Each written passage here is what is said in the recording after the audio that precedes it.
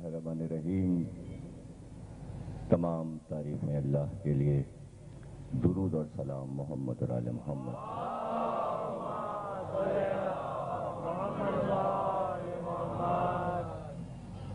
اشیاء علوم کی تیسری تقریر آپ حضرات سماعت فرما رہے ہیں۔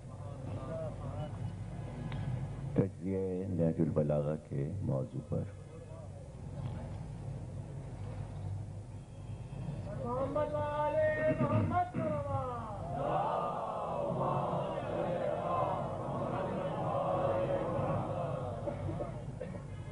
نہج البلاغہ وہ عظیم کتاب ہے کہ جو انسان اگر مطالعے میں رکھے تو قرآن سمجھنے میں آسانی ہوتی ہے، اور سب سے بڑھ کے اسلام دین کا مقصد، دین کیوں آیا، نبی کیوں مبعوث ہوئے، اسلام نے عقیدہ توحید کو کس طرح مستحکم طور سے پیش کیا، وہ عرب کے بسنے والے جو بت پرستی میں مبتلا تھے اور جن کو یہ دعوت دی گئی کہ اللہ ایک مانو، تو ان کو یہ سمجھانا تھا کہ اللہ کیا ہے، اس لیے کہ جیسا کہ میں نے یہ لفظ کہا کہ اللہ کیا ہے، تو دین اس کی بھی اجازت نہیں دیتا۔ دیکھیے، اگر ہم سوال کریں وہ کیسا ہے، وہ کیا ہے، وہ کہاں ہے، تو ظاہر ہے کہ یہ سوالات اٹھ رہے تھے۔ کہاں ہے، کیسا ہے، کیا ہے، تو اس کیا، کیسے اور کہاں کو عادتاً استعمال نہ کیا جائے، یہ عادت کیسے چھوڑائی جائے، کس طرح اسے یاد کریں، کیسے اس کا نام لیں۔ یہ آج 1400 سال کے بعد ہم یہاں بیٹھ کر بات چیت تو کر سکتے ہیں، مسجدوں میں اذانیں تو ہو سکتی ہیں، نمازیں تو دل بھر کے ہو سکتی ہیں، مسجدیں خوب بنائی جا سکتی ہیں، اللہ اللہ کرو اس کے نعرے ہو سکتے ہیں، صرف اللہ کو پکارو کسی کو نہ پکارو، یہ سارے فارمولے بن سکتے ہیں، لیکن 1400 برس پہلے ذہنوں میں یہ بٹھا دینا کہ جو کبھی نہ دکھائی دے گا، جو کبھی نہ دکھائی دیا تھا، جو کہیں نہیں رہتا، اس کا کوئی مقام نہیں ہے، کیسے منوایا جائے، یہ علی کا کارنامہ۔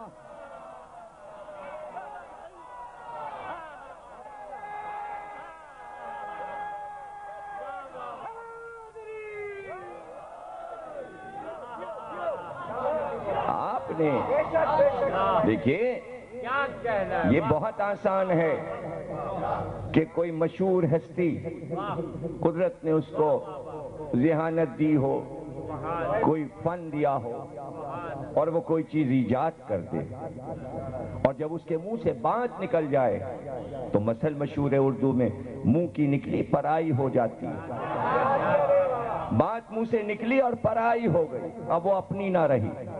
تو بڑے بڑے سائنسداں گزرے، بڑے بڑے موجد گزرے، لیکن جب ان کے ذہن کی چیز تخلیق پا گئی اور وہ سامنے آ گئی عملی طور پر، تو سب استعمال کرنے لگے۔ آج اگر 90% لوگوں سے یہ پوچھا جائے کہ یہ جو بلب گھروں میں جلاتے ہو، اس کا بنانے والا کون تھا، اس کا موجد کون تھا؟ تو 90% لوگ اس کا نام نہیں بتا سکتے کہ بلب کس نے ایجاد کیا۔ اور جب یہ طے ہو جائے کہ کس نے ایجاد کیا، اور اگر نام بھی 90% کو یاد کرا دیا جائے کہ امریکہ میں اس کے نام پر ایک شہر بھی ہے، اس کا وہاں مکان بھی ہے، اس کے نام سے ایک درخت بھی لگا ہوا ہے، آپ جا کے دیکھ سکتے ہو، سب کچھ موجود ہے، بچوں کی کتابوں میں بھی لکھا ہے کہ بلب کس نے ایجاد کیا۔ لیکن اگر آج یہ بتانا شروع کیا جائے کن تجربوں سے گزرا، کیسے شیشے کو اتنا باریک کر دیا کہ وہ ٹوٹتا نہیں، وہ پھوٹتا نہیں، ایک فانوس بنا دیا، فانوس کے اندر اس نے ایک ایسی سلائی لگا دی، اس میں فیوز تار لگا دیے، چھوٹی چھوٹی اس نے ڈاٹس لگا دیے، اور وہی جب روشن ہوئے ان میں کرنٹ گیا تو ساری دنیا جگمگا اٹھی۔ آج پوری کائنات میں بلب جل رہے ہیں، لیکن کوئی اس بلب سے بھی یہ نہیں پوچھتا تیرا موجد کون ہے۔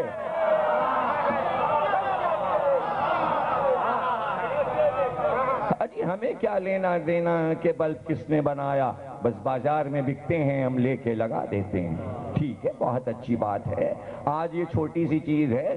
اس دور میں چلے جاؤ جب لالٹینیں جلاتے تھے، موم بتی جلاتے تھے، چراغ جلاتے تھے، پیٹرول میں لیمپ جلاتے تھے، گیسیں جلاتے تھے، تو اس وقت کہاں تھے یہ بلب؟ دیا نہ اس نے کچھ کوئی تحفہ دیا کہ دنیا جگمگا اٹھی ہے، تو نہ کوئی سائنس کا محسن صحیح، آپ کا نہ صحیح، اور آپ تو اپنے محسنوں کو ماننے ہی کو تیار نہیں۔ وہ بلب مل گئے، ہمیں کیا کرنا کس نے بنایا اور کس نے نہیں بنایا؟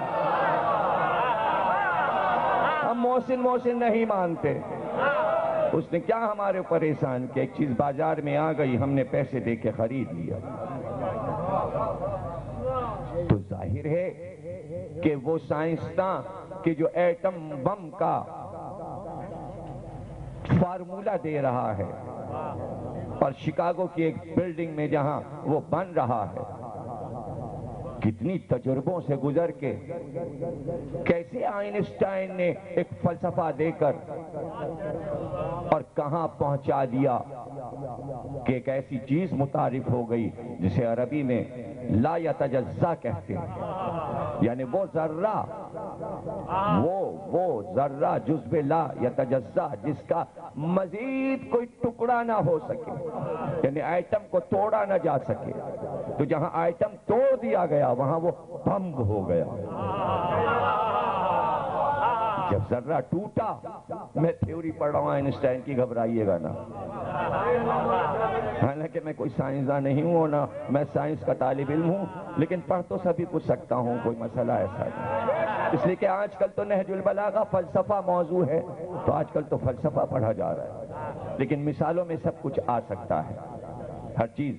ایک تو یہی الزام تھا نا کہ تاریخ پڑھتے رہتے ہیں، حالانکہ تاریخ کہاں پڑھتا ہوں میں تو آج کل فلسفہ پڑھ رہا ہوں، نہج البلاغہ،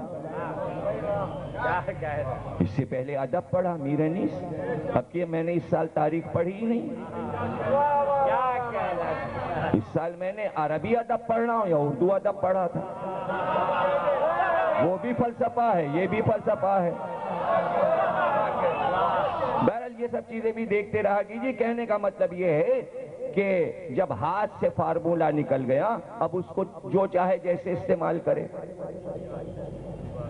ظاہر ہے کہ کیوں اس نے ایجاد کیا تھا، اس کو خود کہنا پڑا کہ جب جاپان میں ناگاساکی تباہ ہوا شہر، اس نے کہا کاش اگر ہمیں معلوم ہوتا کہ سائنسداں اس کو اس طرح استعمال کریں گے تو ہم کبھی بھی ایٹم کی تھیوری نہ دیتے کسی کے ہاتھ میں۔ ہم نے تو بیماریوں کے علاج کے لیے دیا تھا کہ ایٹم کے ذریعے کینسر کا علاج ہوگا، آپ نے تو کینسر اور بڑھا دیا۔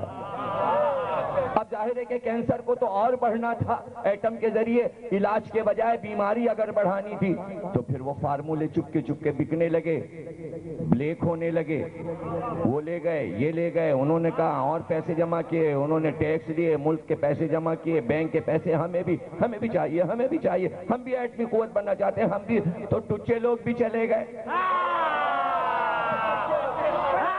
وہ بھی لے آئے، اور کچھ دن وہ بہت بڑے آئنسٹائن بنے رہے.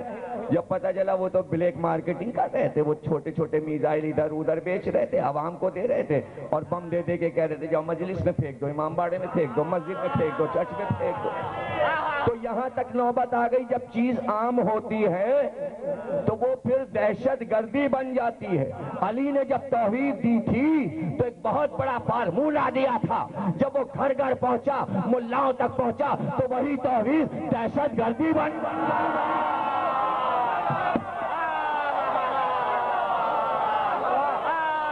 اس لیے نہیں آیا اللہ ایک کا عقیدہ.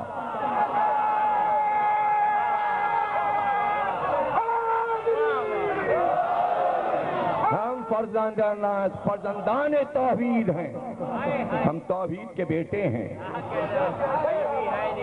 ہم فرزندان توحید ہیں. وہ کہہ رہا ہے لم یلد ولم یولد, نہ میں کسی سے پیدا نہ میرا کوئی بیٹا, یہ کہ ہم سب بیٹے.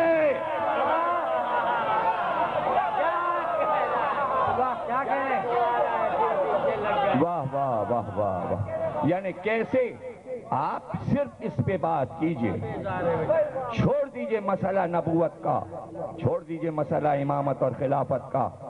اگر جس چیز کو آپ کہہ رہے ہیں بھئی یہی رکھنا ہے توحید اللہ ایک, تو اللہ ایک پر تو 50 اشرے پڑھے جا سکتے ہیں, اور یہ پوچھا جا سکتا ہے کہ کیا اللہ ایک آپ صحیح مان رہے ہیں؟ صرف یہ کہہ دینا کہ اللہ ایک ہے کام ہو گیا. میں آپ سے پوچھوں, کیا اسی کو عقیدہ اور مذہب کہتے ہیں؟ کیا آپ نے زبانی کہا ہاں اللہ ایک ہے, اور اس کے بعد آپ نے کہا 1,24,000 انبیاء ہیں, اس کے بعد 4 خلفاء ہیں, اور اس کے بعد سلطنت اور حکومت, بات ختم ہو گئی. بھئی یہی ہے عقیدہ مسلمانوں کا, یہی عقیدہ. تو پھر یہ پورا قرآن کیوں بھرا ہوا ہے؟ کیا قرآن کے ہر صفحے پہ یہی لکھا ہے اللہ ایک اللہ ایک اللہ ایک اللہ ایک اللہ ایک؟ پورے قرآن میں بس یہی لکھا ہے اللہ ایک. اگر یہی عقیدہ ہے کہ اللہ ایک, بھائی یہ تو بچے کو سکھاتی ہے ماں بیٹا کہو. جب وہ تتلاتا ہے, جب اس سے کہا جاتا ہے بیٹا کہو, تو وہ بھی کہتا ہے اللہ ایک. ابھی تو زبان صاف نہیں ہے, ایک میں تو زبان ہی صاف نہیں ہوتی. جب زبان صاف ہوتی ہے تو آگے بھی تو کچھ بتایا جاتا ہے.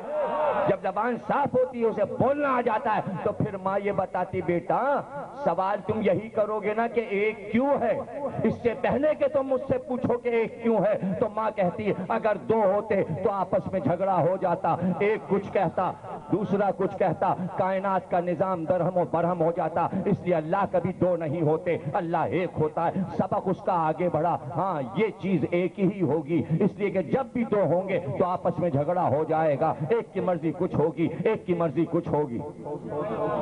اب توحید کا سبق بڑھنے لگا, بڑھتا گیا بڑھتا گیا. تو اب جب آگے بڑھا, بچے کو نماز پڑھنا آئی, اب اس کو پتا چلا اب دربار میں حاضری بھی ہے, لیکن دربار کہیں نہیں ہے, دربار وہی ہے جہاں تم اس کو یاد کر لو وہی دربار بن جاتا ہے. وہی جگہ مسجد بن جاتی ہے. مسجد کے معنی سجدہ کرنے کی جگہ ہے, جہاں سجدہ کیا جائے وہی مسجد ہے. جہاں سجدہ, یہ نہیں کہ زمینوں پہ قبضہ کیا, 4 دیواری اٹھائی, مینار بنائے, یہ نہیں کہا قرآن نے.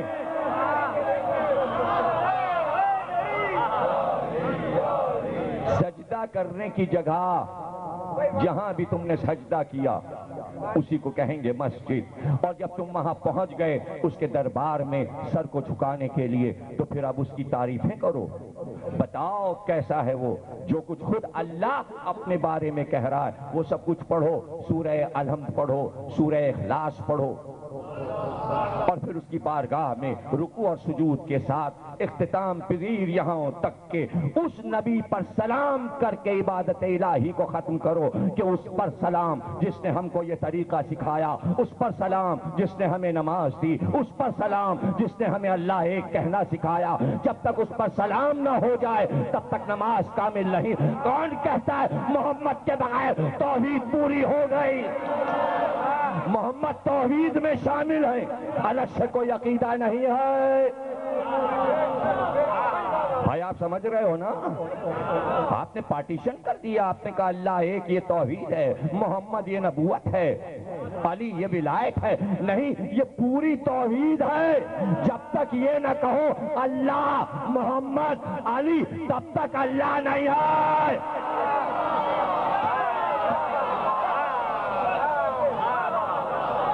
اللہ اللہ سمجھ میں نہیں آئے گا. اکیلا لے کے بھاگ جاؤ گے اللہ ایک کو، ساری زندگی نہیں سمجھ سکتے کہ اللہ کیا ہے. کوئی نہیں سمجھا سکتا.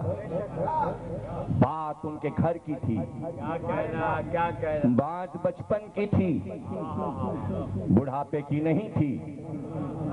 علی ابھی تھے ہی کتنے بڑے، 11 برس کی عمر کیا ہوتی ہے.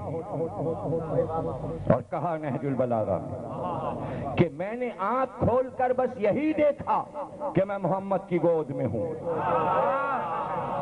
وہی مجھے نہلاتے، نہج البلاغہ، وہی مجھے دھلاتے، پانی میرے سر پہ ڈالتے، میرے سر پہ کنگھی کرتے، شانہ کرتے، کپڑے بدلواتے، اپنے ہاتھ سے میرے گریبان کے بٹن بند کرتے، تکموں کو بند کرتے. میں ان کی خوشبو سونگتے سونگتے ان کے سینے پہ سو جاتا، ان کے بستر پہ سو جاتا، ان کے پہلو میں سو جاتا. آنکھ کھلتی تو محمد کا چہرہ دیکھتا، سوتا تو انہی کا چہرہ دیکھ کر سوتا تھا. نیند آتی، میرا فرش خواب محمد کا سینہ تھا، جس سینے پہ قرآن اترنے والا ہے. پہلے پہلے اس سینے پر علی اترے.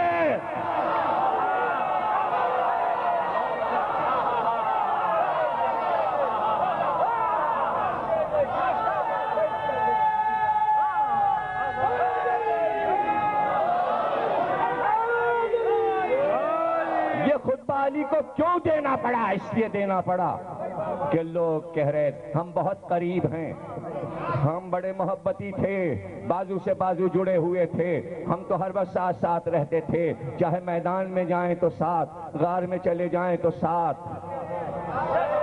گھر میں ہو تو ساتھ، مسجد میں ہو تو ساتھ. علی نے کہا ساتھ تھے، کب سے ساتھ ہو؟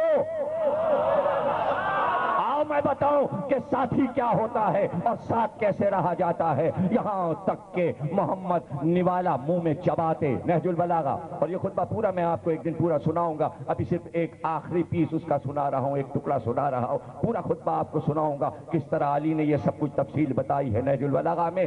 یہاں تک کہ منہ میں نوالا چباتے، اور جب اس کو باریک کر لیتے، لیس بنا لیتے، ٹکڑا ٹکڑا کر لیتے غذا کو، تو میرا منہ کھول کر اس طرح میرے منہ میں اپنے منہ کو ڈال کے ایسے کھانا دیتے جیسے ایک پرندہ اپنی چونچ سے بچے کو بھراتا ہے.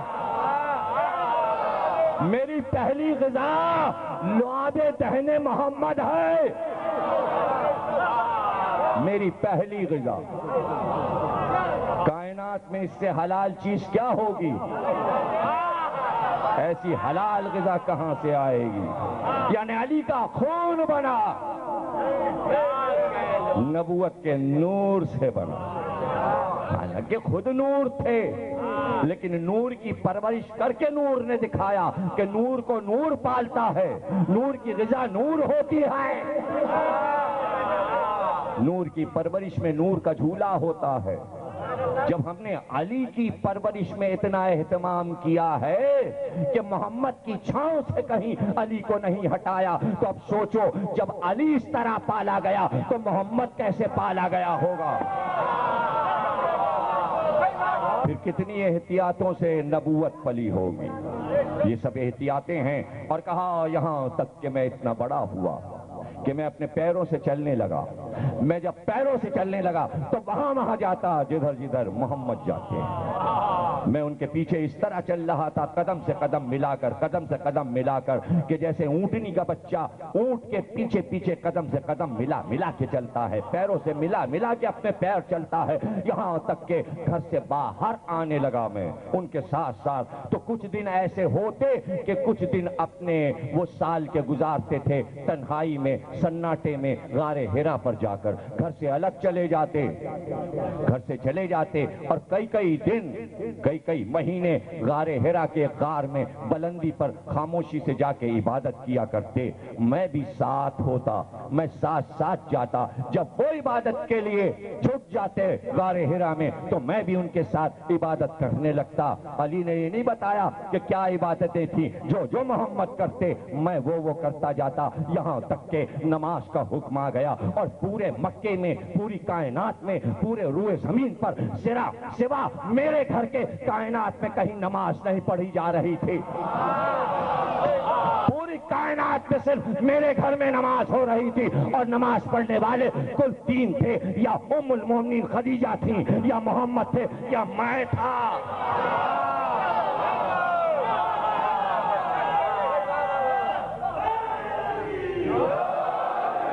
اس لیے نہج البلاغہ کا یہ خطبہ بچوں کو اسکول میں نہیں پڑھائیں گے کہ کل بچے پڑھ کر یہ پوچھیں گے اور پھر ہمارے وہ والے کب نماز پڑھتے تھے اور وہ کب پڑھتے تھے اور وہ کب, اس لیے نہیں پڑھاتے. ہم سب سمجھتے ہیں آپ کی ترکیبیں کہ آپ کہاں کہاں بچنا چاہتے ہیں. ہم آپ کو بچانا چاہتے ہیں, ہم جھوٹ سے بچانا چاہتے ہیں, ہم سچ کی طرف لانا چاہتے ہیں. یہاں تک کہ ایک رات ایسی رات تھی کہ میں نے وحی کے نور کو دیکھا, میں نے وحی کی خوشبو کو محسوس کیا. نور اتر رہا تھا اور میں دیکھ رہا تھا, اور جب وہ نور اترا اور میں نے ملک کو دیکھا تو صحرا سے دور سے ایک چیخنے کی آواز آئی. تو میں نے کہا یا رسول اللہ یہ کون چیخا؟ تو رسول نے کہا یا علی یہ شیطان چیخا ہے, یہ شیطان چیخا ہے. اور اس کے فوراً بعد کہا یا علی جو میں دیکھتا ہوں وہی تم دیکھتے ہو, جو میں سنتا ہوں وہی تم سنتے ہو. جو میں دیکھتا ہوں وہی تم دیکھتے ہو, جو میں سنتا ہوں وہی تم سنتے ہو. یہ شیطان کی چیخ تھی. میں نے کہا یا رسول اللہ یہ کیوں چیخا؟ کہا یہ مایوس ہو گیا, آج یہ مایوس ہو گیا. پہلی وحی آ گئی, اسلام کا آغاز ہو گیا, دین کا آغاز ہو گیا, یہ چیخ پڑا. علی کہتے ہیں یا رسول اللہ یہ کیوں چیخا؟ کہا یہ اس لیے چیخا کہ آج یہ مایوس ہو گیا. مایوس اس بات سے ہو گیا کہ روئے زمین پر شیطان کی عبادت اور پوجا آج سے ختم ہو گئی. پتہ چلا وہ بت نہیں پوجے جا رہے تھے, ان میں شیطان سمایا ہوا تھا. وہ بتوں کی پوجا نہیں ہو رہی تھی, وہ شیطان اپنی پوجا کروا رہا تھا, وہ اپنی عبادت کروا رہا تھا. اب علی کو بچانا ہے عالم اسلام کو بعد پیغمبر کہ کہیں تم دھوکے میں نہ آ جانا. اگر وہ نظر نہیں آتا تو کہیں چھوڑ کر پھر چلے جاؤ, اس لیے کہ وہ گھات میں لگا ہوا ہے. حالانکہ وہ مایوس ہو چکا, اب وہ اپنی پوجا نہیں کروا سکتا, اب وہ اپنی عبادت نہیں کر سکتا, لیکن اب وہ سازشیں کرے گا اور ایسی سازشیں کرے گا کہ تمہیں بہکا کے لے جائے گا. بہکا. اب وہ یہ نہیں کرے گا تمہیں توحید سے چھڑا دے. میرا جملہ ضائع نہ کیجیے گا, بہت میں نے محنت کی ہے یہاں تک پہنچنے کے لیے کہ آپ کے ذہنوں کو میں یہ تحفہ دے دوں. اب شیطان یہ نہیں کرے گا کہ تمہیں توحید سے چھڑا کر اور اللہ ایک سے چھڑا کر تمہیں پھر بتوں کی طرف لے جائے. وہ بے وقوف نہیں ہے کہ اب یہ کام کرے, اس لیے کہ اس نے دیکھ لیا تھا کہ یہ عقیدہ بہت مستحکم ہے مسلمانوں کا اور اس کو نہیں چھوڑ سکتے. اب یہ بتوں کی طرف تو نہیں آ سکتے, اب یہ بت نہیں پوچھ سکتے, اب یہ پتھر کو سجدہ نہیں کر سکتے, تو اب بہکائے کیسے؟ اس نے دوسرا طریقہ اختیار کیا. اس نے کہا اب پتھر کے بت نہیں بنائیں گے, اب سچ مچ کے بت بنا کے منبر پہ بٹھائیں گے.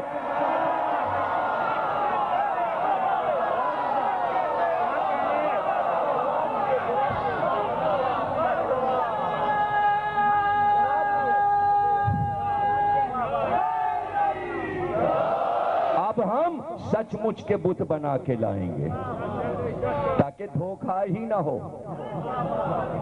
اس لیے کہ عادت تو یہ تھی کہ بت پتھر کے ہوتے ہیں.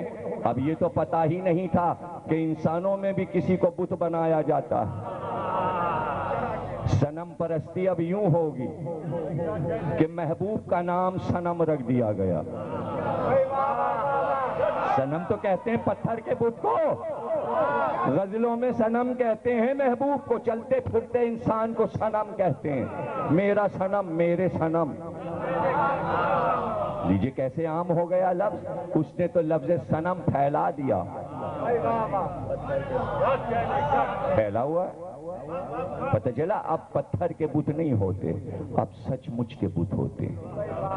وسوسہ ڈالا توحید میں اور یوں کہا بس اپنا لو اس عقیدے کو، توحید کو، اور یہاں سے رسی کو کاٹ دو، یہاں سے رسی کو توڑ دو۔ یہ ہے توحید کی رسی، یہ جہاں تک چلی جا رہی ہے اس کو یہاں سے کاٹ دو۔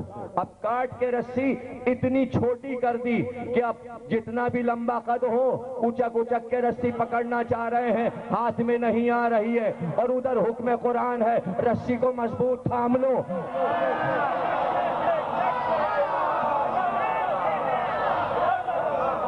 اب رسی ہاتھ میں کیسے آئے، رسی کو تھامے کیسے؟ وہ تو دو ٹکڑے ہو گئی ہے، وہ آدھی جو ہے بس یہ کافی ہے جو لٹک رہی ہے سر پہ، رسی تو دو ٹکڑے کر دی۔ ہاں لیکن رسی کو ایسے کر کے دو ٹکڑے تھوڑی کیا جاتا ہے، آپ سمجھے ہی نہیں۔ آپ لمبائی میں رسی کو دیکھ کے کہنے لگے پوری رسی یہ ہے، اگر بیچ سے یہ تار کاٹ دیں آدھا ادھر گرے گا آدھا ادھر گرے گا، ان معنوں میں ہے ہی نہیں، ہے ہی نہیں رسی۔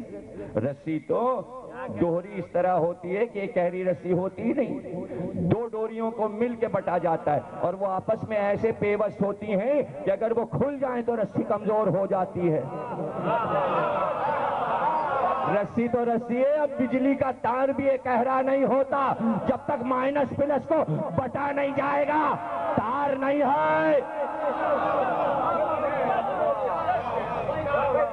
پوری رسی وہ ہے جو آپس میں گلے ملی ہوئی ہے، اور پوری رسی قرآن اور اہل بیت ہے۔ آپ نے ڈوری کو کھول کے الگ کر دیا یا کاٹ کے الگ کر دیا، کیا کیا؟ ایسے توحید سمجھ میں نہیں آئے گی، آج تک کسی کے سمجھ میں توحید نہیں آئی۔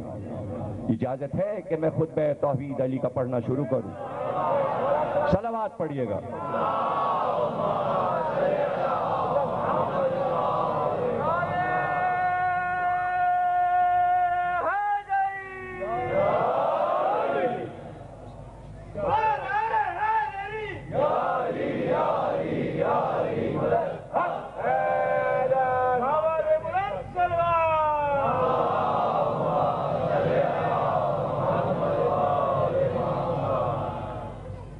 کیا یہ فصاحت، کیا یہ بلاغت، ذہنوں میں یہ بٹھا دینا۔ آج ہم سے سنو، قرآن میں پیغام آیا اللہ ایک ہے، وہ واحد ہے۔ تم نے سورہ الحمد پڑھ لیا، تم نے سورہ اخلاص پڑھ لیا، اب ہم تمہیں بتاتے ہیں کہ کس طرح تمہیں رب کو ماننا ہے۔ تمام حمد اس خدا کے لیے سزاوار ہے جس کی مدح تک بولنے والوں کی رسائی نہیں، اور شمار کرنے والے جس کی نعمتیں شمار نہیں کر سکتے، اور کوشش کرنے والے اس کا حق ادا نہیں کر سکتے۔ وہ خدا جس کی قدیم ذات کو ہمتوں کی بلند پروازیاں نہیں پا سکتی، اور فکروں کی گہرائیاں اس کی تہ تک نہیں پہنچ سکتی۔ اس کے صفات کی جو عین ذات ہیں کوئی حد معین نہیں، نہ کوئی ایسی لغت موجود ہے جو ان صفات کی حقیقت بیان کر سکے۔ لفظ نہیں، نہ اس کی ابتدا کا کوئی وقت ہے جسے شمار کیا جا سکے، نہ ایسی مدت دراز ہے جس کی انتہا ہو سکے۔ اس نے مخلوقات کو اپنی قدرت و اختیار سے پیدا کیا اور ہواؤں کو اپنی رحمت سے پھیلایا، اور زمین کی بے اختیار حرکت کو پتھروں پہاڑوں کی میخوں سے نصب کر دیا۔ دین کی بنیاد خدا کی معرفت ہے، اور اس کی معرفت کا کمال اس کی تصدیق ہے، اور اس کی تصدیق کا کمال اسے واحد و یکتا ماننا ہے، اور اس کے اقرار وحدانیت کا کمال اسے ہر چیز سے برتر سمجھنا ہے، اور کمال اخلاص اس کی ذات سے صفات کی نفی ہے، اس لیے کہ ہر صفت شاہد ہے کہ وہ اپنے موصوف کی غیر ہے، اور ہر موصوف شاہد ہے کہ وہ اپنی صفت کا غیر ہے۔ لہذا جس نے ذات خداوندی کے علاوہ صفات مانے اس نے خدا کا ساتھی مان لیا، اور جس نے اس کا ساتھی مان لیا اس نے دوئی پیدا کی، جس نے دوئی پیدا کی اس نے وحدہ لا شریک کے جزو مان لیے، اور جس نے اس کے جزو اجزا مان لیے وہ اسے پہچان نہ سکا۔ اللہ اکبر. وہ اسے پہچان نہ سکا, اور جس نے اسے نہیں پہچانا اس نے اشارے کے لائق سمجھا. اللہ میاں وہ دیکھ رہا ہے, سر پہ اللہ ہے. دعا مانگو عرش کی طرف دیکھ کے. کیا کہہ رہے ہیں علی؟ جس نے اسے اشارے کے لائق سمجھا اور جس نے اس کی طرف اشارہ کیا اس نے اسے محدود کر دیا. اب ادھر نہیں ہے, ادھر نہیں ہے, ادھر نہیں ہے, ادھر نہیں ہے, ادھر نہیں.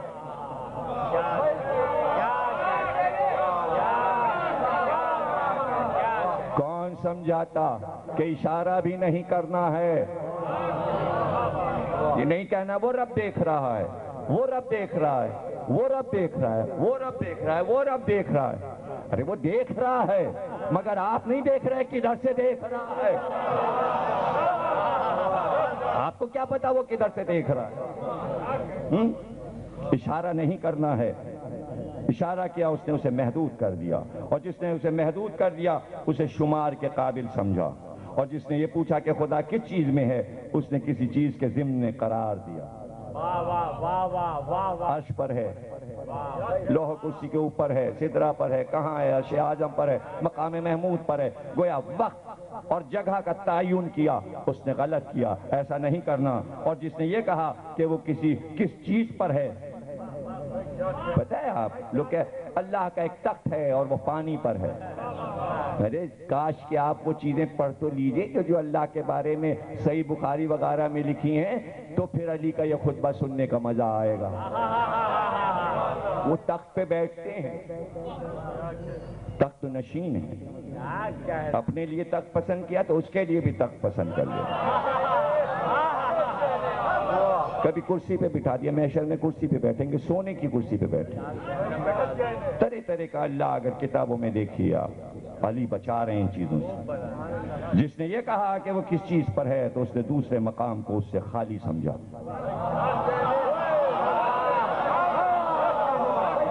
یعنی ایک جگہ کو خالی کر دیا اس کے لیے. آپ وہ خود موجود ہے, کسی کی ایجاد سے وہ ازلی ہے, عدم سے وجود میں نہیں آیا. یعنی وہ ایجاد نہیں ہوا, وہ عدم میں ایسے نہیں آیا کہ اس نے یہ کہا ہو کہ میں ہو جاؤں. نہیں, وہ تھا اور تعین نہیں ہو سکتا. کسی نے پوچھا یا علی کب سے ہے, آپ کا خدا کب سے ہے؟ کہ کب نہیں تھا جو بتاؤں کب سے ہے. تو سوال میں یہ بتانا پڑے گا. آپ نے سوال کیا, علی کے علاوہ یہ کون بتا سکتا تھا کہ اس کے سوال میں جواب دے دیا. جب آپ نے یہ کہا وہ کب سے ہے,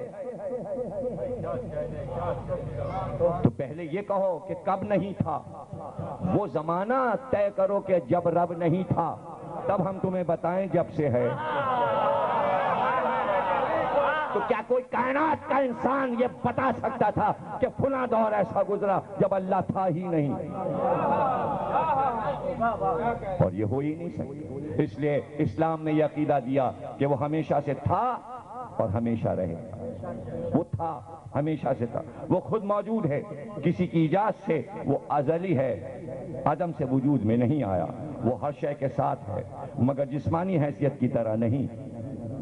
ہر شخص کے ساتھ ہے مگر جسمانی حیثیت سے نہیں, اور ہر شے سے جدا ہے مگر نہ جسمانی جدائی. ہر شے کے ساتھ بھی ہے اور جدا بھی, اور جسمانیت دونوں حیثیتوں میں نہیں. وہ ہر چیز کا فاعل ہے مگر حرکات اور آلے کی مدد کے بغیر. یعنی چیزیں بناتا ہے بغیر حرکت کے. نہیں سمجھے؟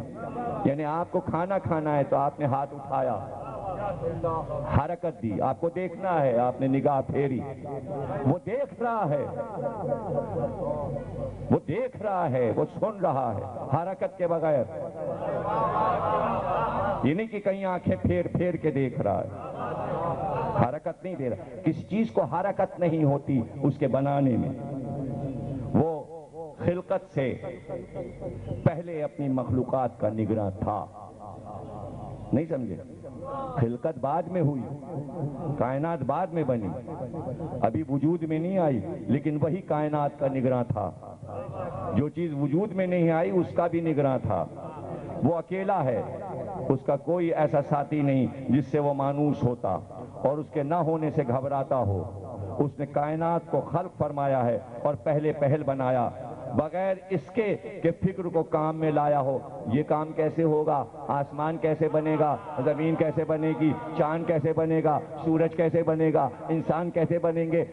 سوچنا نہیں پڑا، وہ سوچ کے نہیں بناتا، فکر نہیں کرنا پڑتی کہ نقشہ پہلے ذہن میں بنائے، ذہنی نہیں ہے۔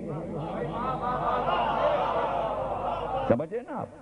فکر کو کام میں لایا ہو یا تجربے سے فائدہ کہ کوئی چیز بن چکی ہو، تجربہ کر لیا ہو، پھر اس کے بعد بنائے۔ کون یہ بتاتا؟ تم چیز بناتے ہو تجربہ کر کے کہ یہ کامیاب ہوگی کہ نہیں ہوگی۔ پہلے تھوڑے سے انسان بناتا، پھر توڑ پھوڑ کے آدم دو چار پھینک دیتا، کہتا اب اس طرح کا بناؤ، پسلی یہاں رکھو، ناک وہاں کرو، آنکھ کان وہاں بناؤ، یہ ایسے بناؤ، یہ غلط بن گیا، وہ غلط، یہ ٹانگ غلط بن گئی، دل غلط بن گیا، وہ چیز غلط بن گئی، جگر یہاں لگا دو، فلاں چیز وہاں لگا دو۔ جو جہاں فٹ تھا بالکل طے کر کے اپنے علم سے بنا دیا، بغیر کسی تجربے کے، بغیر کسی تجربے کے فائدہ اٹھائے ہوئے۔ یا حرکت کو پیدا کرنا ہو یا ایسا اتمام کیا ہو جس کے لیے مضطرب ہونا پڑا ہو، یعنی کسی چیز کو بنا کے پریشان ہوا ہو، ہاں یہ میں نے کیا بنا دیا۔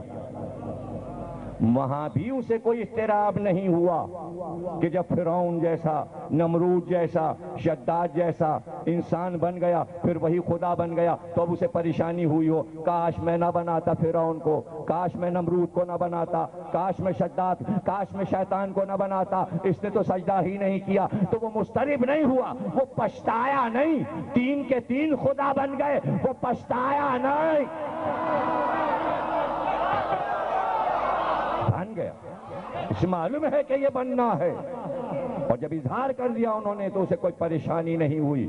وہ ہر چیز کو اپنے اپنے وقت پر عدم سے وجود کی طرف لایا اور مختلف المزاج اشیاء کو ایک دوسرے سے وابستہ کیا اور ہر چیز کو مخصوص مزاج عطا کیا اور ان کی صورتیں اور شکلیں مقرر کر دیں، معین کر دیں۔ وہ ان کی خلقت سے پہلے انہیں جانتا تھا اور اس کا علم ان کے حدود اور انتہا کا احاطہ کیے ہوئے تھا۔ وہ ان کے حالات اور پوشیدہ کیفیات سے واقف تھا۔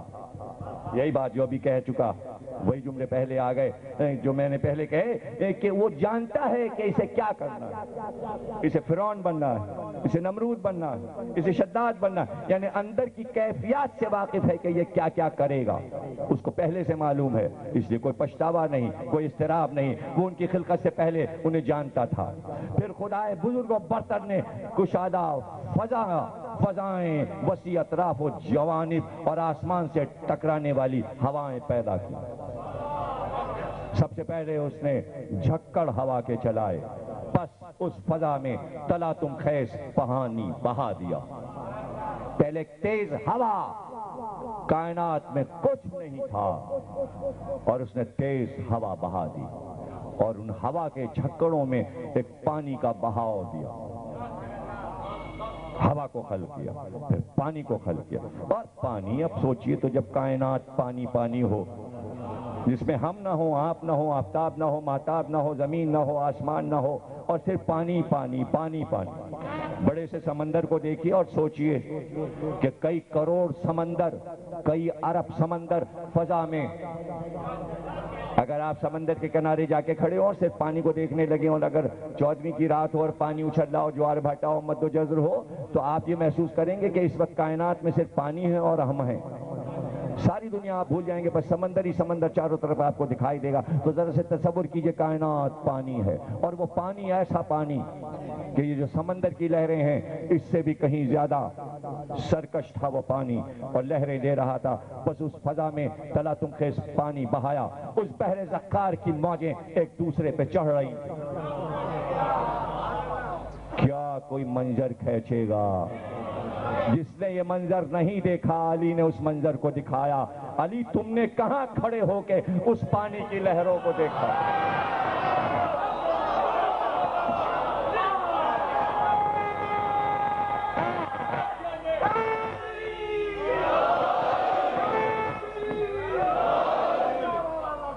ذرا درود اور کچھ پڑھیے وڑھیے تو ذرا میں پسینہ پوچھوں اپنا.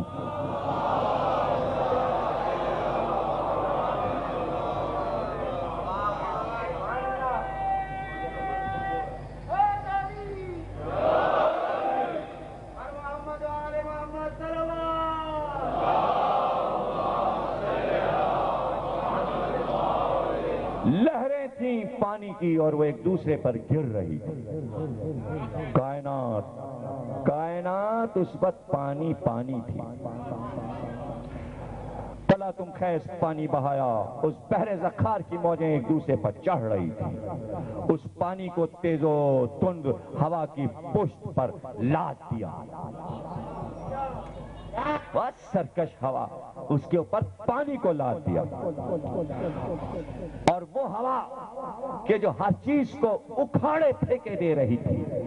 جانے کیا کائنات میں تھا جس کو وہ اکھاڑ کے پھینک رہی تھی، اور ایک بار پانی کو اس ہوا پہ مسلط کر دیا. اللہ نے ہوا کو حکم دیا کہ وہ پانی کو پلٹا دے.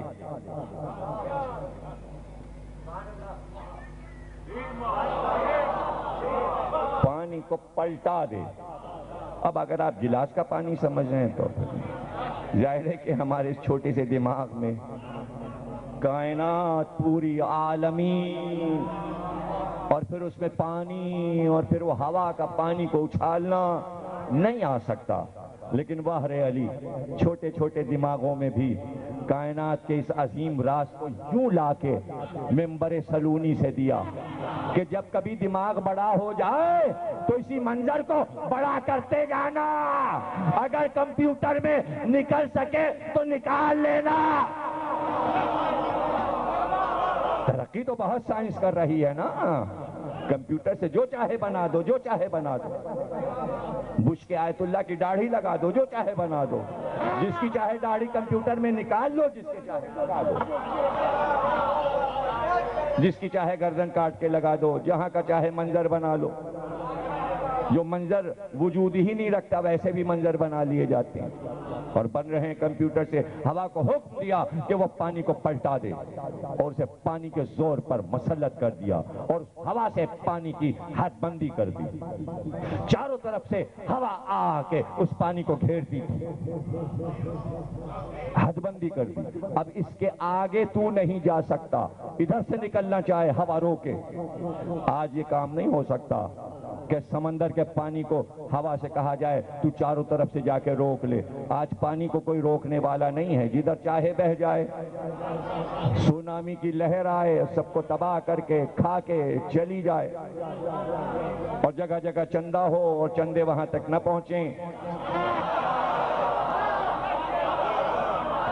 نیچے ہوا کا دامن دور تک پھیلا ہوا تھا اور پانی اس کے اوپر موج سن تھا. پھر خدائے برتر نے ایسی ہوا پیدا کی جو خشک تھی یعنی بے ثمر تھی، اور اسے اپنے مرکز پر قائم رکھا اور اس کی رفتار تیز کر دی اس کی رفتار. اب جو دوسری ہوا پیدا کی جو بے ثمر ہے، جب اسے پیدا کیا تو اس کی رفتار بہت تیز کر دی اور اس کے چلنے کی جگہ دور دور تک پھیلا دی. پھر ہوا کو حکم دیا کہ تلا تم خیز پانی کو الٹ پلٹ دے اور موجوں کو ابھار کر اوپر پھینکے. اب مثال دی ہے علی نے. ظاہر ہے کہ اس ہوا نے جو دوسری ہوا آئی اس نے پانی کو، پہلی ہوا لہروں کو پلٹا رہی، لیکن اب جو دوسری ہوا مسلط کی اس نے پانی کے ساتھ کیا کیا؟ کائنات کے اس پانی کو متھا.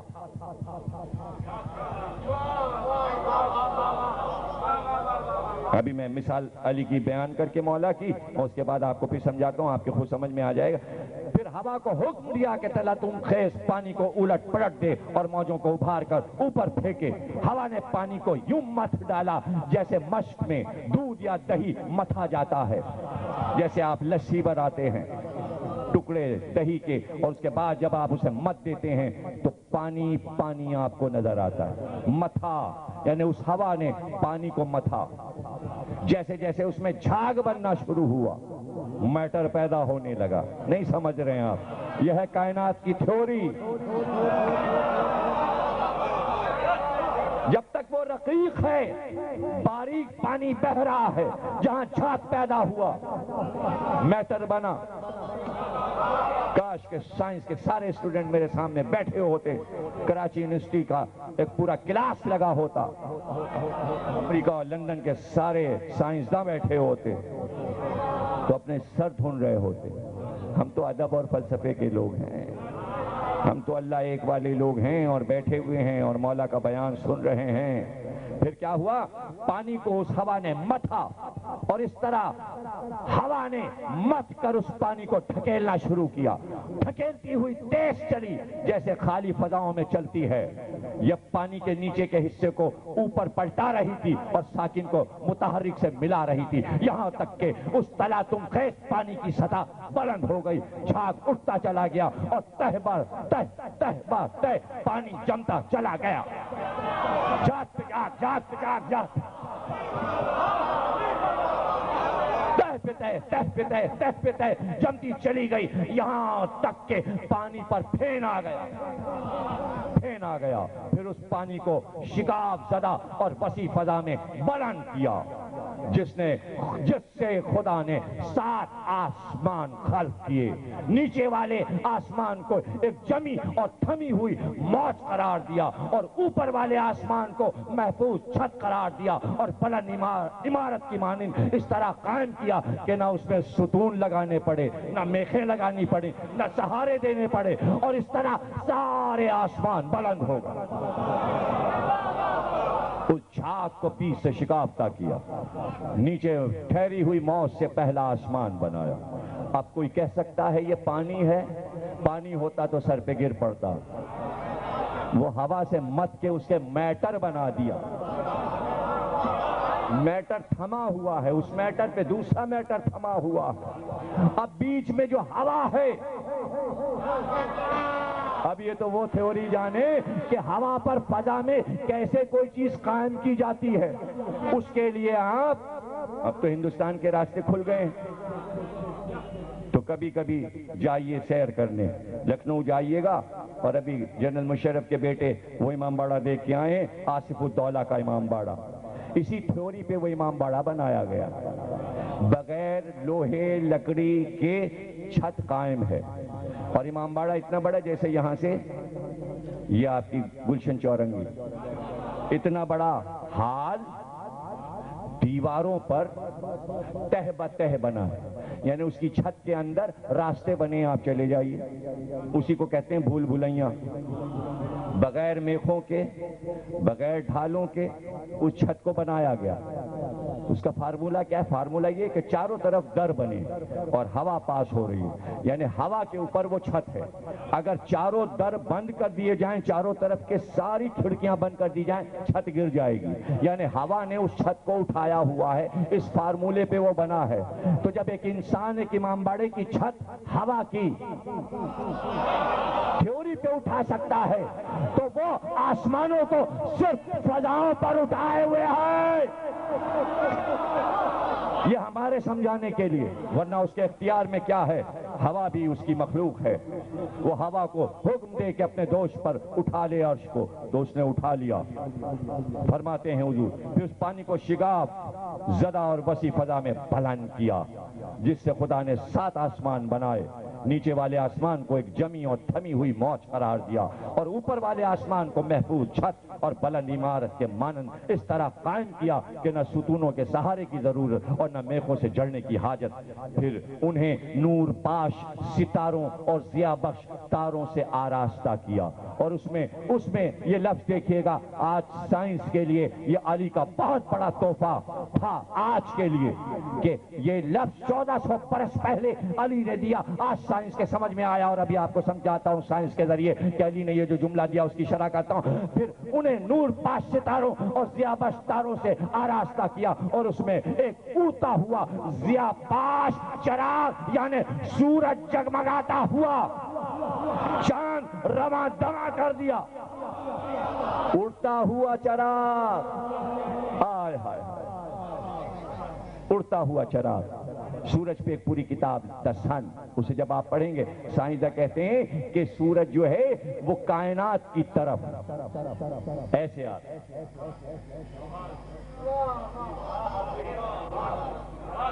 نہیں سمجھے؟ پہلی بار سنا کیا؟ پڑھو پھر، آتے سورج پہ مضمون آتے ہیں جنگ کے ایڈیشنوں میں، یہ چیزیں غور سے پڑھا کرو. سورج ایسے نہیں گھوم رہا، ایسے نہیں گھوم رہا، سورج بس یہ ہو رہا ہے، کئی کروڑ میل یوں آتا ہے، کئی لاکھ کروڑ میل اور جیسے جیسے یوں کرتا ہے روشنی پھینکتا جاتا ہے، اسے کہتے کرنیں پھینکنا. اور کہتے 33 کروڑ برس تک کی آگ اس میں ایندھن ہے، اور وہ ایندھن کی لہریں اوپر پھینک رہا ہے ایسے ایسے کر کے، یعنی اڑ رہا ہے فضا میں. یہ علی نے بتایا، تب سائنسدانوں کے سمجھ میں آیا چل نہیں رہا، اڑ رہا. اڑ نہ رہا ہوتا تو روشنی کیسے پھیلا رہا ہوتا.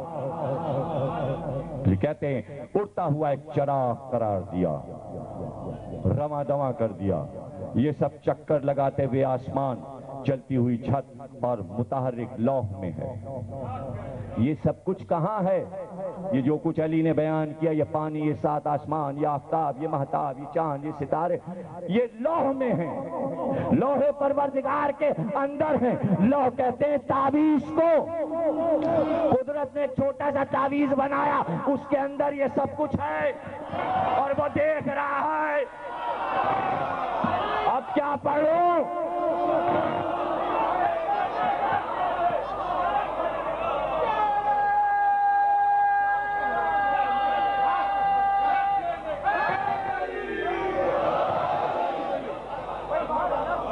جانا چاہے چاند پر، جانا چاہے مریخ پر، 6 سال 12 سال 15 سال کا سفر، تیز راکٹ بننے کے بعد اتنے دور دور کے سفر، 22-45 کروڑ کہکشاؤں کے ستارے.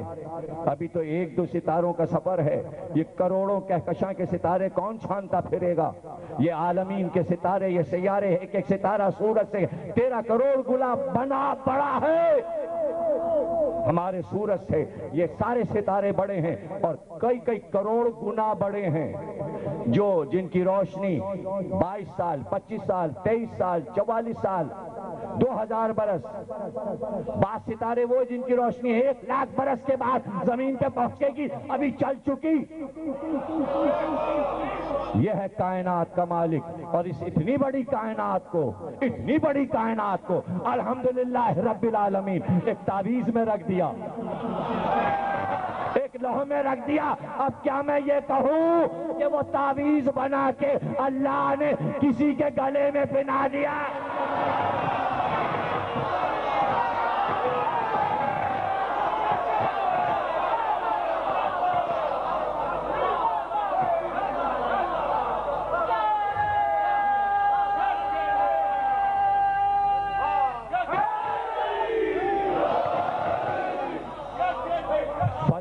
خالی پڑی تھی، تنہائی اور سناٹا تھا.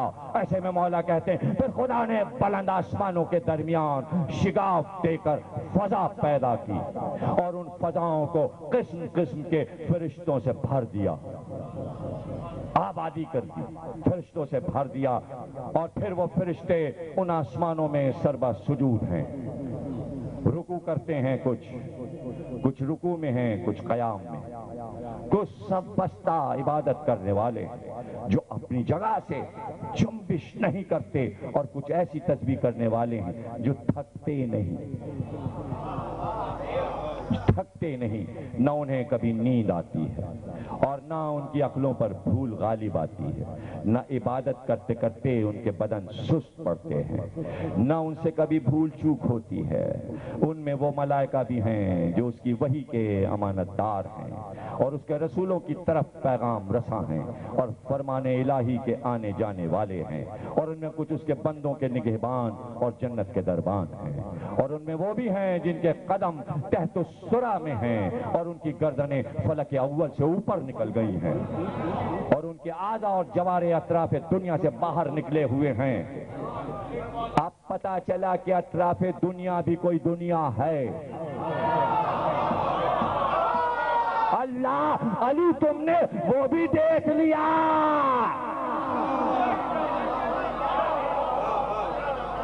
اطراف دنیا عالمین کے باہر بھی کچھ ہے، جبھی تو ان کے اعضاء باہر نکلے ہوئے. وہ اتنے بڑے ہیں کہ اس عالمین میں نہ سمائے اتنے بڑے فرشتے جوارے اطراف دنیا سے باہر نکلے ہوئے ہیں، اور قامہ عرش سے ان کے کاندھے ملے ہوئے ہیں.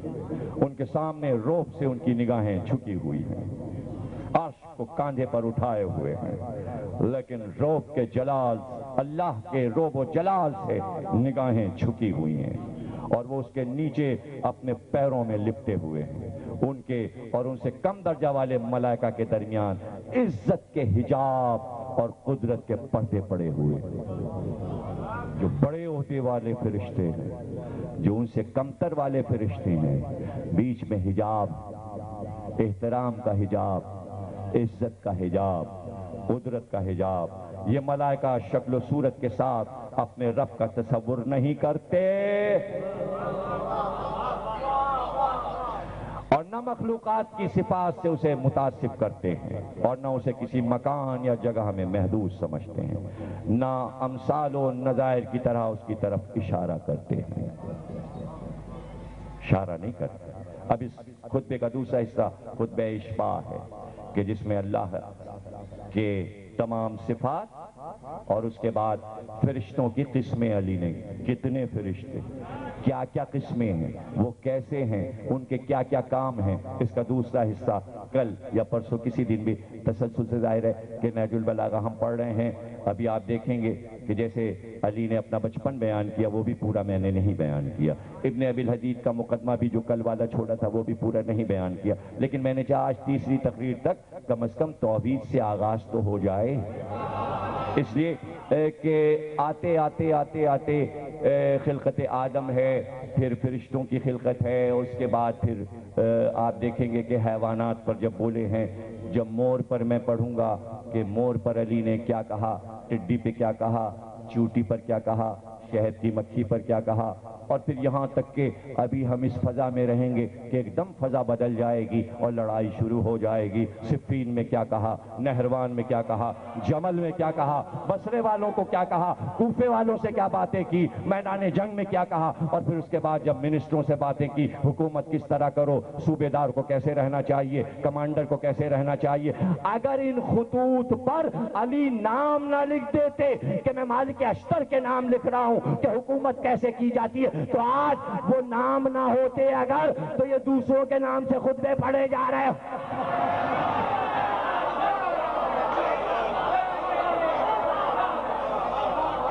پھر آپ دیکھیں گے اور اس میں جو مالک اشتر کے نام جو خطبہ ہے کہ جس میں آپ نے بتایا حاکم کو کس طرح حکومت کرنا چاہیے، تو قائد اعظم نے خصوصی طور پر پاکستان بننے کے بعد کہا تھا کہ اس کا انگریزی ترجمہ آرمی میں تمام اکیڈمیز میں آفیسز میں تقسیم کیا جائے اور تمام بیوروکریٹس اور آفیسرز اس کو پڑھیں تاکہ کہیں پر بھی عوام کے ساتھ ذاتی نہ کی جائے.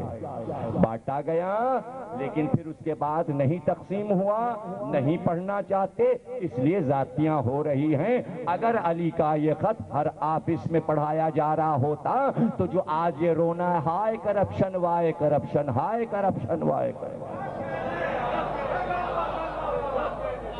ہر جگہ جو لوگوں کے ساتھ زیادتیاں آفسوں میں ہوتی ہیں رو رہے ہیں، بل لے کے جا رہے ہیں،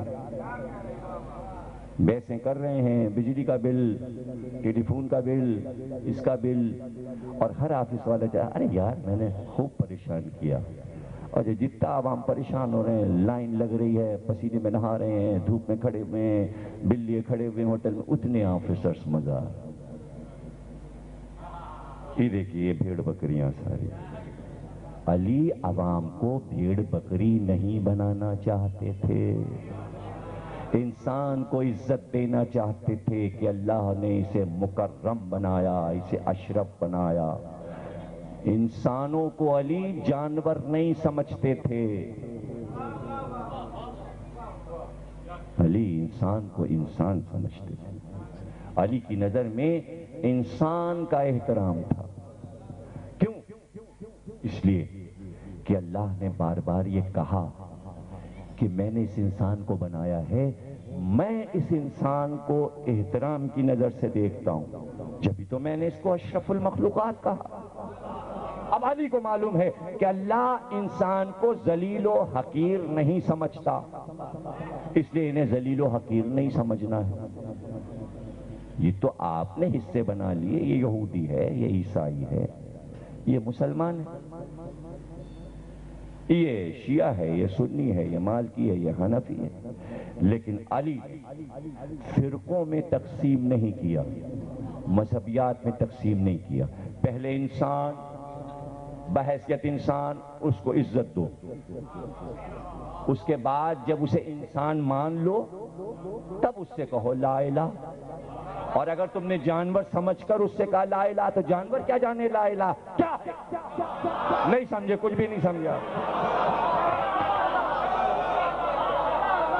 اسے عزت تو دو کہ تم انسان ہو، اور حیوان سمجھ رہے ہو تو وہ کہے گا ہم کیا جانے لا الہ کیا ہے، کیا جانے۔ راستے سے جا رہے ہیں اور اس کنارے پر کوئی چل رہا ہے، ادھر سے علی ادھر آ گئے۔ کہاں جاتا ہے؟ کہ کوفے سے آگے میری بستی ہے، کہ راستہ تو بہت طویل ہے، اکیلے پیدل راستہ کاٹے کا دل نہیں گھبرائے گا،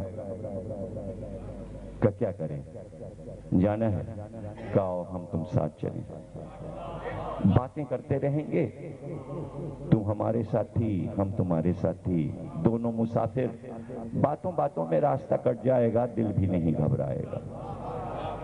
خوش ہو گیا، ہاتھ اس کا تھام لیا، باتیں کرتے کرتے کرتے کرتے چلنے لگے اور رکا، کہ تیری منزل آ گئی، کہ وہ سامنے میرا گاؤں، وہ بس ایسے جاؤں گا تو میرا گھر آ جائے گا، جاؤ، آ گئی تمہاری منزل، جاؤ۔ اب وہ یہودی پلٹا اور کہنے لگا تم نے مجھے یہاں تک پہنچایا، پتہ ہی نہیں چلا راستہ کیسے کٹ گیا،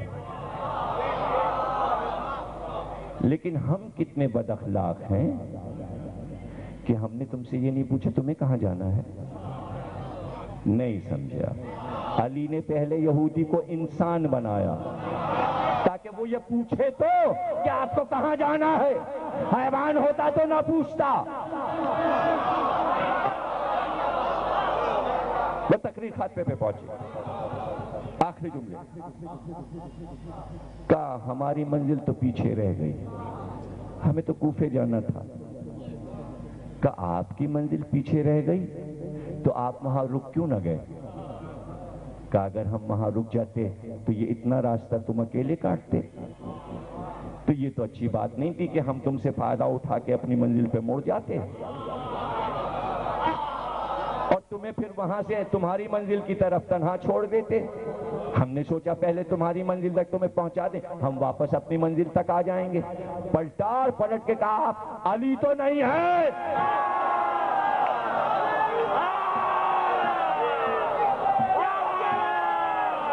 آپ علی تو نہیں ہے، کہاں میں علی ہوں، کا خلیفہ با، کہاں بھائی علی، کا لا الہ الا اللہ۔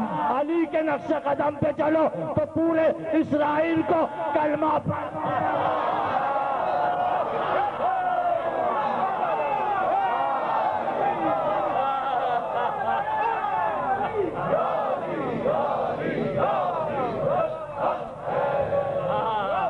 مار ڈالو، انسانوں کو مار ڈالو۔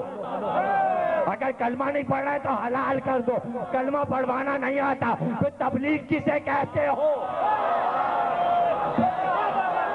بشیوں پہ ہوتی ہے تبلیغ، گلی میں کر لو۔ کاش کے شیعوں پر ہی تبلیغ کی ہوتی تو یہ کمبخت سب کے سب سنی تو ہو گئے ہوتے۔ یہ بھی تو تجربہ کامیاب نہ رہا۔ اس سے بہتر یہ ہے کہ ساری دنیا کے یہودیوں کو جا کے مسلمان کرو، چھوڑو ہمارا پیچھا، کافر ہے کہ مسلمان، پڑھو دوبارہ رہن دو اس ملک میں، جاؤ اپنا کام کرو جو اللہ نے تمہارے سپرد کام کیا ہے۔ ابھی تک تو کوئی وقت گیا نہیں اسرائیل کہ ان پہ تبلیغ کریں گے، انہیں نماز پڑھوائیں گے۔ وہ چلتا چلا آ رہا ہے، کوٹے تک گھسا آ رہا ہے، ایران پہ حملہ کر دے گا، ادھر حملہ کر دے گا، ادھر حملہ کر دے گا۔ روز اس کے بیانات ہیں، یہ نہیں کہتے بھائی لا الہ کہہ لو۔ ارے کیوں نہیں کہتے؟ معلوم ہے وہ پلٹ کے پوچھے گا کیا تم نے کہہ لیا؟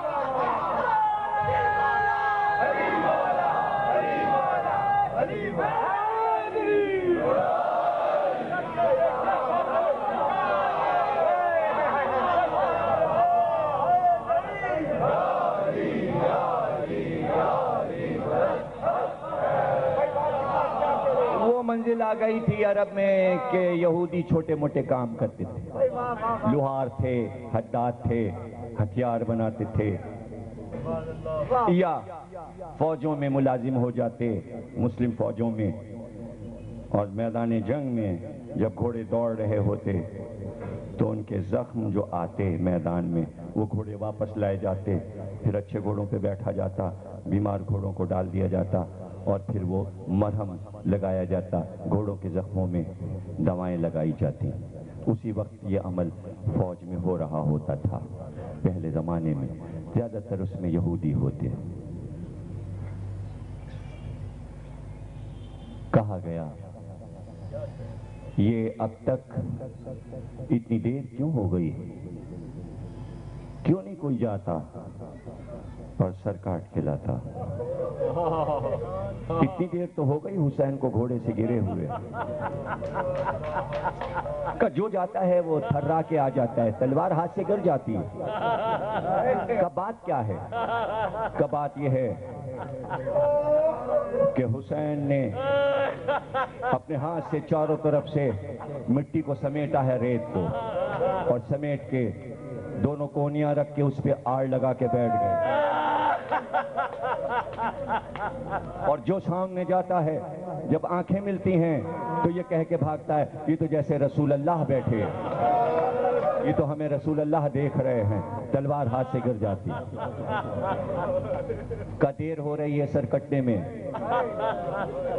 جاؤ سر کاٹ کے لاؤ۔ اب کیا ہے کہ آپ تو سجدے میں ہیں، سر کو خاک پہ رکھ دیا، کہ تو اب کیا دیر ہے، دیر نہ کرو، عصر کا وقت قریب ہے، اب سر کاٹ کے لاؤ تاکہ ہم روزہ کھولیں، اپنی کمریں کھولیں۔ سپاہی سب تھک چکے ہیں، سب کو روزہ کھولنا ہے، کھانا کھانا ہے، جلدی لاؤ سر۔ کہ کون جائے؟ کہ ایسے کو لے جاؤ جو یہ نہ جانتا ہو کہ حسین محمد کے نواسے ہیں، جس کو یہ پتہ ہی نہ ہو کہ حسین مسلمانوں کے نبی کے بیٹے ہیں۔ جاؤ دیکھو لشکر میں کسی ایسے آدمی کو لاؤ، وہ یہودی جو گھوڑوں کو بیٹھا مرہم لگا رہا تھا، اس سے کہا امیر کہتا ہے کمانڈر لشکر کا بہت انعام ملے گا، بہت انعام ملے گا۔ ایک ادھر زخمی پڑا ہوا ہے، یہ تلوار لو، سر کاٹ کے لے آؤ۔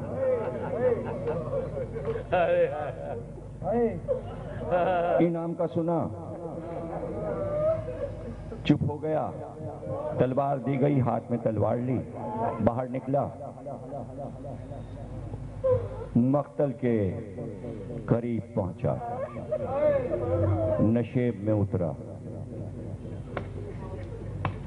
دیکھا زخمی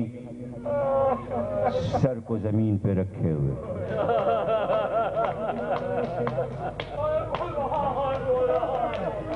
دو جملے اور تقریر ختم ہو گئی۔ قریب آیا، رکا اور رک کر پکارا، کہا اے مسافر،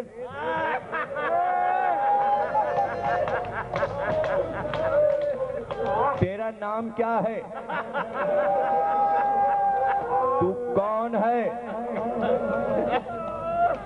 اپنا نام بتا۔